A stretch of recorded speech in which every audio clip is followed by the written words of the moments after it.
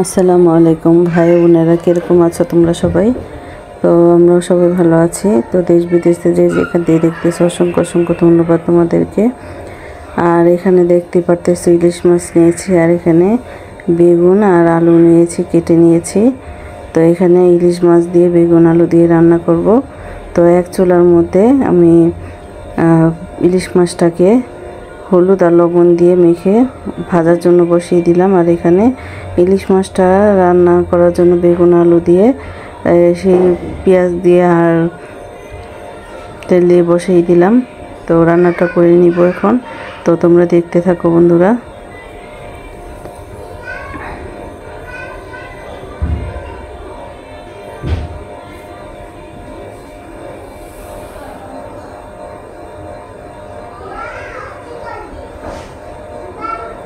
এখানে মাছগুলো উল্টে পাল্টে নিচ্ছি, দেখো।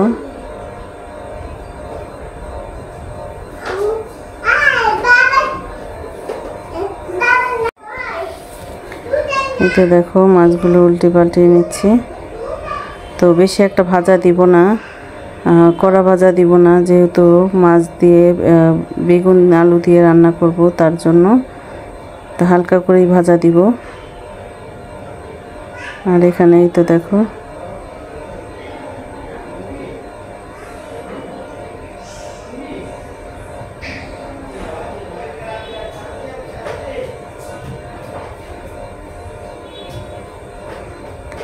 এখানে হলুদ গুঁড়ো, মরিচ গুঁড়ো, ধনিয়ার গুঁড়ো, আদা রসুন বাটা, লবণ দিয়ে আমি মশলাটা কষিয়ে নিব। একটু পানি দিয়ে দিলাম।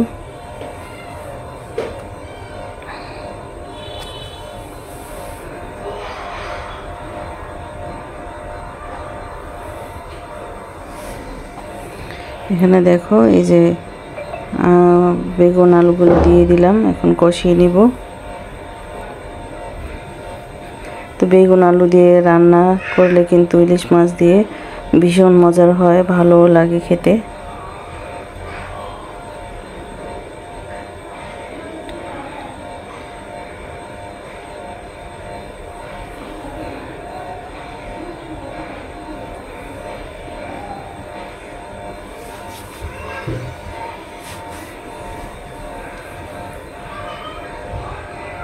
এখানে এই যে কষিয়ে তারপরে পানিটা দিয়ে দিলাম।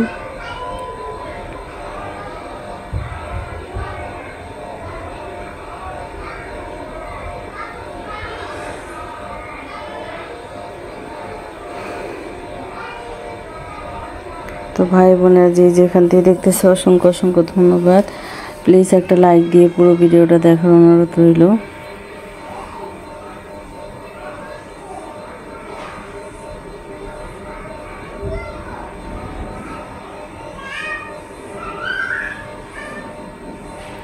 তো বলক এসে পড়েছে, এখন ঢাকনা দিয়ে ঢেকে রেখে দিব। রান্না করতে লাগে 1 ঘন্টা, 2 ঘন্টা, আধা ঘন্টা এরকম সময় লাগে। আর খেতে কিন্তু 1 ঘন্টাও লাগে না, 5 মিনিটেই কিন্তু শেষ হয়ে যায় বলো। তো এই তো দেখো বেগুন আলুটা সিদ্ধ হয়ে গিয়েছে, এখন মাছগুলো দিয়ে দিচ্ছি।